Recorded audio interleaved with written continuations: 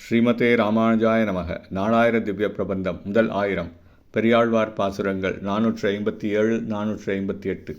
457ஆம் பாசுரம்.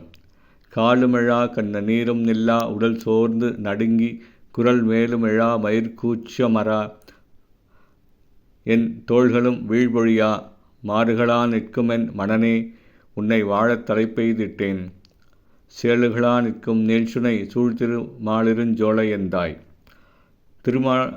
திருமாலிருஞ்சோலை மலையில் எழுந்தருளி இருக்கும் எம்பெருமானே, அம்மலையிலுள்ள சுனைகளில் மீன்கள் துள்ளி விளையாடும் அளவுக்கு நீர்வளம் நிறைந்துள்ளது. நான் நல்வாழ்வு பெற உன் திருவடியைச் சேர்ந்து விட்டேன். அதனால் இனி என் கால்கள் இங்கிருந்து ஓர் அடிகூட அசையாது. கண்ணீர் பெருகி வருகிறது. உன்னை எண்ணி எண்ணி அனுபவிக்கையில் என் உடல் பரவசப்பட்டு தடுமாறுகிறது. என் குரலோ எழவில்லை. மயிர்கூச்சம் இடைவிடாமல் இருந்து கொண்டிருக்கிறது. என் தோள்களும் பூரித்தலினின்றும் நீங்க மாட்டா. அடியேனின் மனமோ உன்னிடமே பித்து பிடித்து உன் அருளையே எண்ணி எண்ணி உருகுகிறது.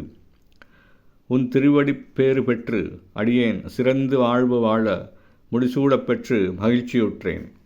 458ஆம் பாசுரம். எருத்துக் கொடியுடையானும் பிரம்மனும் இந்திரனும் மற்றும் ஒருத்தரும் இப்பிறவி என்னும் நோய்க்கு மருந்தறிவாருமில்லை. மருத்துவனாய் நின்ற மாமணி வண்ணா, மறுபிறவி தவிர திருத்தி உன் கோயில் கடைப்புக பெய்திருமாலிருஞ்சோலையந்தாய். திருமாலிருஞ்சோலை மலையில் கோயில் கொண்டிருக்கும் எம்பெருமானே, காளை கொடியுடைய சிவபெருமானும் பிரம்மாவும் இந்திரனும் மற்றும் உள்ள யாவரும் தத்தம் பிறவி நோய்க்குரிய மருந்தினை அறியார்.